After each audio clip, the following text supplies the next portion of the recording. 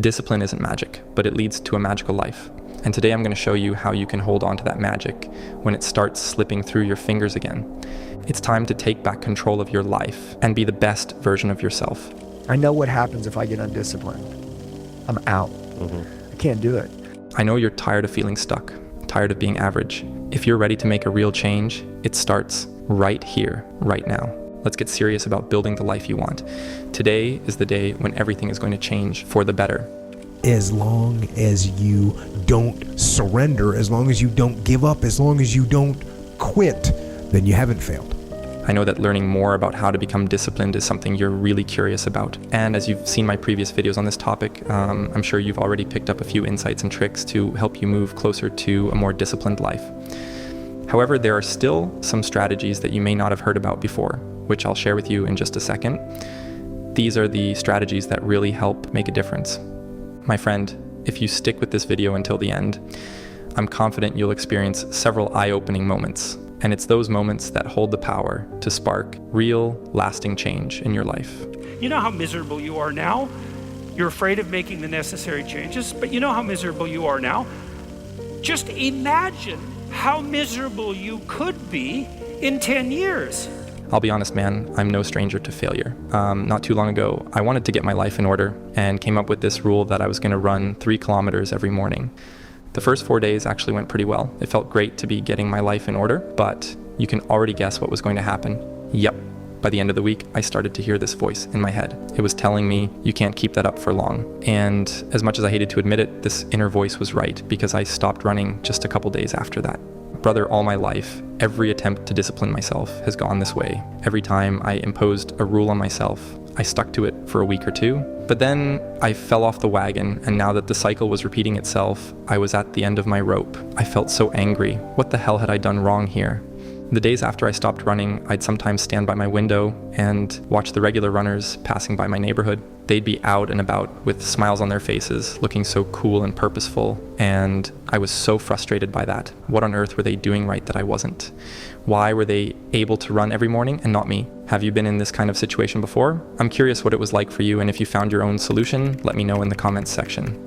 But seriously, after failing what I thought was a simple goal of running, I sort of gave up. I started telling myself that discipline wasn't for everyone and that you had to develop it as a kid or you could never have it. But I would soon realize that this type of thinking was bullshit, because let me tell you right now, it doesn't matter how messed up your life has been until now. It's never too late to find and develop discipline. And as we go further into this video, I'll be sharing more about my journey and you'll see exactly what I mean. It was sheer luck that I found the first piece of the discipline puzzle. It was from a random 2-minute conversation with a friend who asked me one day why I'd stopped running. After I explained and vented to her about how I could never stay consistent with my rules, she said, "Why are you thinking of it like a rule? When I run, I do it just because I want to be healthy."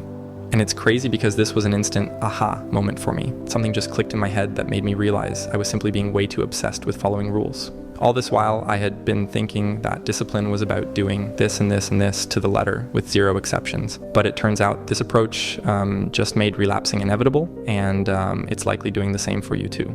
So that weekend I took a walk and started thinking about what running really meant to me. Why did I want to run every day so badly? In the back of my mind, I knew my goal was to lose weight and get fit. But along the way, I realized my obsessive approach had buried and overshadowed my true motive. I had lost sight of the why behind everything I was trying to achieve.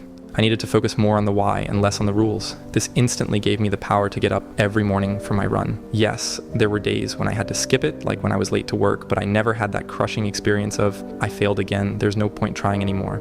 You see, brother, when I abandoned that mindset, consistency became so much easier for me. It simply became a part of who I was. It's amazing because the more I started living through this new perspective, the more I got in touch with my value system. This was a whole new world for me because You act in accordance with your values, conscious or unconscious. And brother, this is so important because almost every critical aspect of your life depends on how consistent you can be. If you have goals about a great relationship, a great career, or a great body, you need that damn ability to stay consistent. This can only happen when you have control of your mind. Marcus Aurelius famously said, "You have power over your mind, not outside events. Realize this and you will find strength." But you and me, I think we've forgotten about this, and as a consequence, we've lost our strength. And that's the question you should be asking yourself right now. How do you find the power to be in control of your mind? This is something I'm still working on, but based on what's worked in my life, the biggest thing you can do is stop underestimating meditation. Now, I'm sure you've heard that discipline is all about action, and that action creates motivation, but everything still has to fit in a context, and that context is your mind. Like, do you know how useless it feels when you're depressed and someone tells you to go exercise? Technically, it makes sense. Exercise does help you deal with depression, but when you're depressed, advice like that is the last thing most people will ever take to heart.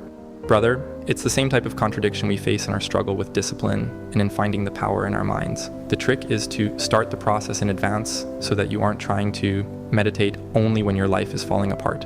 A Buddhist monk once said, meditation is like a gym in which you develop the powerful mental muscles of calm and insight. He's absolutely right, because it doesn't matter if you're trying to change your perspective or discover what your core values are. Anything worth getting in this life requires mental resilience, which means you have to be willing to train your mind. And let me tell you, there's good news here, because training your mind with meditation is actually ridiculously easy. You don't need to buy a course or sign up for any newsletter. All you need is a quiet room and a couple of minutes. It's that simple. And it's okay if it feels awkward at first.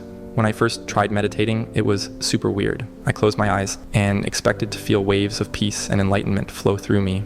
But instead, I started thinking about random conversations and how I felt like having pizza for dinner. Where was the Zen that was promised? But trust me, the benefits will come, and when they do, you'll finally understand the hype. Just stick with it and start with a few minutes. Once you get comfortable, you can push yourself and eventually go even up to an hour. The other interesting thing about meditation is that it's one of the best ways to reset your mind. Like, besides your daily dose of sleep, you've always been conscious and thinking ever since you were born. Your mind is almost like a computer that you never turn off, or like a desk that you never tidy. Meditation acts like a well-deserved rest for your mind. I was reading this article recently about how meditation changed someone's life, and there was a passage that perfectly captured why I love meditating. The peace you'll feel when you meditate will spill over into your everyday life and your interactions with others. You'll be able to make much more reasonable and rational decisions because you'll be tuned into what you want and need, and you'll really know yourself. My friend, doesn't that sound amazing? When you truly know yourself, the confusion about why you can't do something starts to fade away. For example, after meditating regularly for so long, I've noticed that when I face a problem, I no longer get as frustrated as I used to. Meditation gives me a sense of daily calm and clarity, allowing me to understand what I need to do, and honestly, that feels like a superpower in itself. Also, speaking about mental clarity, if this is something you want to use to your advantage in life, make sure to check out a previous video I made on the topic. I'll link it for you right here.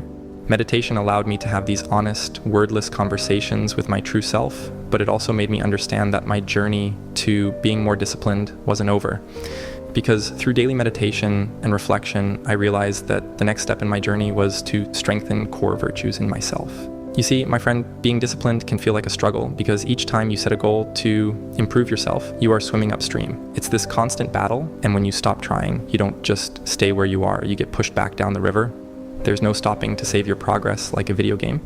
And this is why I mentioned in the beginning that I only found one piece of the discipline puzzle. The fact is, you got to be ready to search for a lot of missing pieces. You may never find all of them, but each one helps make your path easier. I did find something that ended up feeling like 100 pieces, which I'll tell you later on in this video. But before that, there's something else I need to share first. Finding discipline is kind of like dating someone. You can't just expect them to love you without first having qualities that make you deserving of love, right? This quality of discipline has to be compatible with who you are as a person, the real you.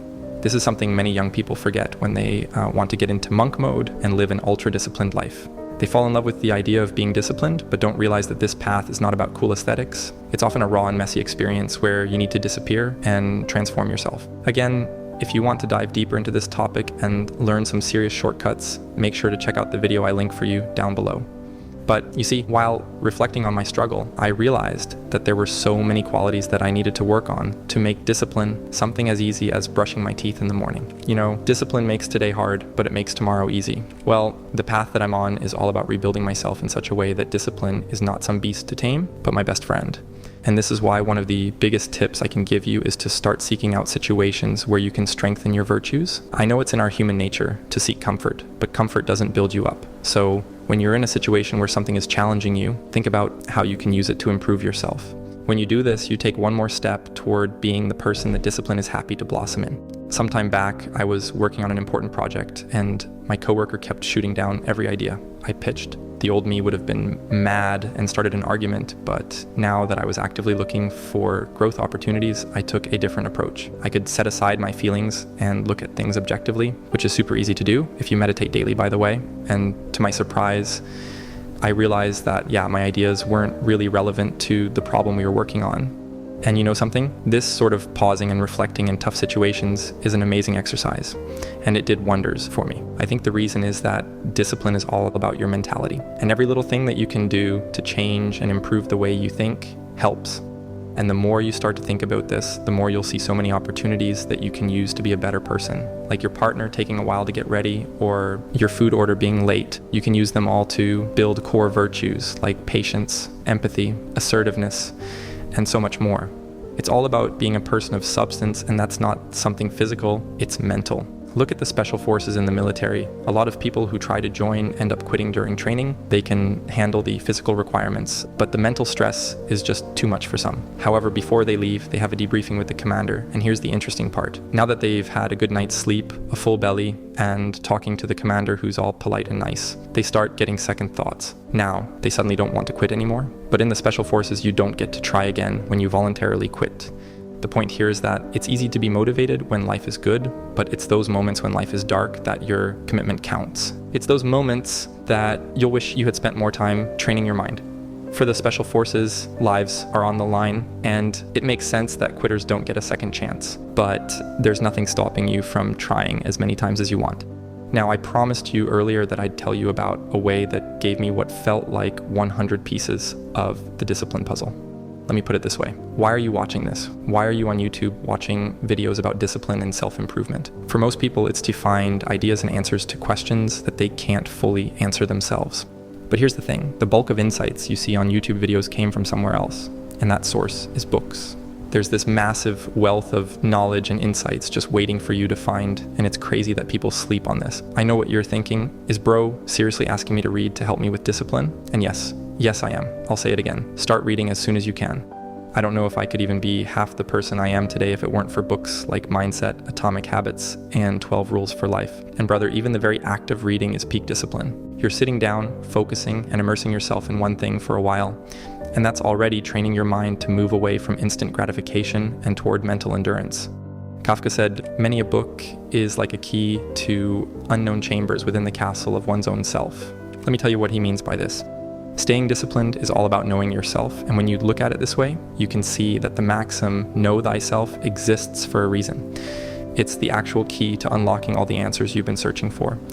Meditation, reading, strengthening your mindset, and building virtues. Everything that we've been talking about, all of it is to help you move away from seeing discipline like it's an isolated thing. It's not. It's the fruit that appears and comes into your life as a result of self-transformation. If you're finding it tough to stay consistent with your goals, remember this. You can either fall for the usual snake oil about what discipline looks like, or you can embrace the real truth. And let's be honest, the truth isn't always as flashy or aesthetic as influencers make it seem. I hope you'll agree with me on this. We need to let go of our attachment to superficial solutions. That's what's holding us back from achieving so much more in life. It's what makes you get into that stuck mode, which is also a topic I've covered in detail in another video. A writer in the late 1800s once said, "You must form the habit of living in the fourth dimension. It is the world where you do not judge by appearances. You have trained your inner eye to see through failure into success, to see through sickness into health, to see through limitation into plenty. And this is exactly what you're going to do with your new understanding of building discipline. So, brother, it's time to quit the world of smoke and mirrors and actually live in the true reality, the one where you clearly see the steps you need to take to find the life of your dreams."